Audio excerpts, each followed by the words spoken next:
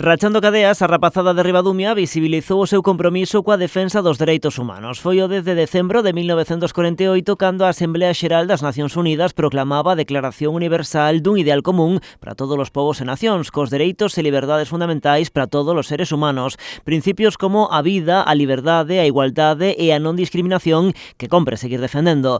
No mesmo acto, ás portas do Concello, baixo a pancarta pendurada no balcón da Casa Consistorial, deuse lectura ao manifesto. Todo o traballo que se faga cos nenos e nenas, entendemos que a medida que pasan os anos, pois eso vai a repercutir nunha mellor sociedade, polo tanto, en mellores persoas, non? Os dereitos humanos que foi declarado pola ONU no ano 48 son esenciais para a sociedade, debemos de traballar na defensa dos dereitos humanos e o Concello de Ribadumia súmase a este Día Internacional dos Dereitos Humanos, non?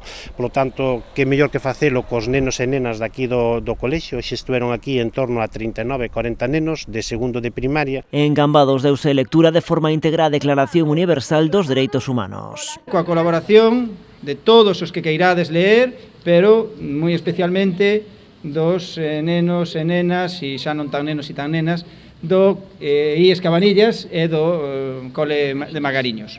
Foi o propio alcalde o que arrancou co preámbulo dándolle paso un a todos os artigos. Todos os seres humanos nacen libres e iguais en dignidade e dereitos. Todos son iguales ante a lei e teñen, sen distinción, dereito á igual protección da lei.